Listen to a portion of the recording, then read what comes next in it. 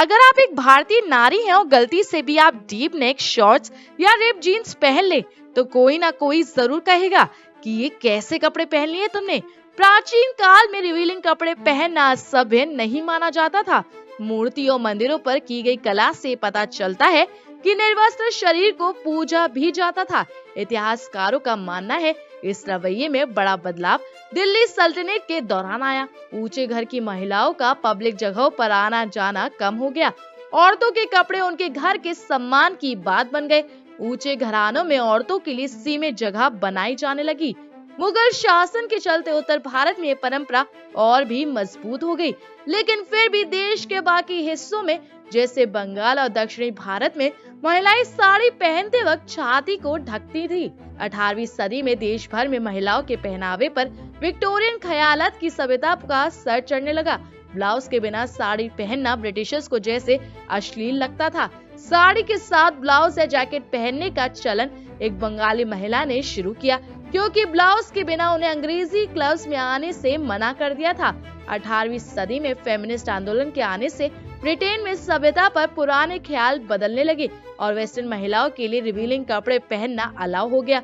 उसी समय भारत में स्वदेशी आंदोलन जैसे राष्ट्रवादी सोच उभरने लगी और उसी से अच्छी भारतीय नारी और बुरी वेस्टर्न औरत में एक मुकाबला सा बन गया। अच्छी महिला अपने बदन को ढक के रखती थी और उसे घरेलू बर्ताव, नम्रता और अच्छी परवरिश से जोड़ा जाने लगा और इस डिफरेंस पर हिंदी सिनेमा में और जोर दिया गया, जहाँ हीरोइन संस्कारी और सभ्य कपड़े पहनती थी और दूसरी तरह छोटे कपड़े पहनने वाली औरत को चुड़ैल के रूप में दिखाया जाता था, जो हीरो पर गलत असर डालती है।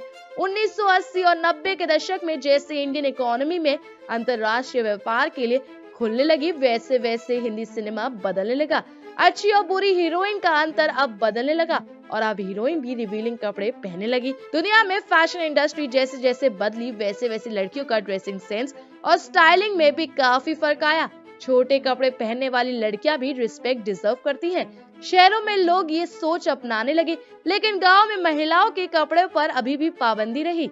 घूंघट डालना और शरीर को ढकना गांव की महिलाओं के लिए और भी जरूरी हो गया, क्योंकि वो अब देहाती मान सम्मान की पहचान बन गई। जो महिलाएं घूंघट नहीं डालती थी उन्हें बेशरम, नंगी कहकर अपमानित किया जाता था।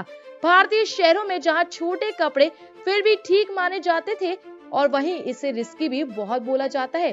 8 शहरों के सर्वे में ये माना गया है कि 50% पुरुष ये मानते हैं कि छोटे कपड़े पहनना बलात्कार को न्योता देता है।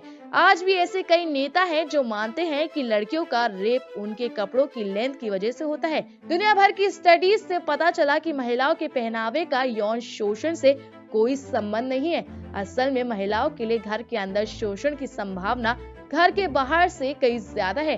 दुनिया भर में लोग इन गलत पाबंदियों के खिलाफ आवाज उठा रहे हैं। सोशल मीडिया पर कैंपेन चलाकर हम ना ही सिर्फ इन गलत धारणाओं को चुनौती दे रहे हैं, पर उस सोच पर भी सवाल उठा रहे हैं जो हमें औरतों की मर्जी से अपने शरीर को छुपाने को कहती है, फिर चाहे वो इंस्टाग्राम हो या फिर सेक्सिस्ट यूनिफॉर्म का विरोध। हम इस बात पर जोर दे रहे हैं कि अपनी सेक्सुअलिटी पर पूरा अधिकार है और ये हक मांग रहे हैं कि हम जब जो पहनना चाहे वो पहन सके। आप क्या सोचते हैं इस बारे में? हमें अपनी राय कमेंट सेक्शन में जरूर बताएं।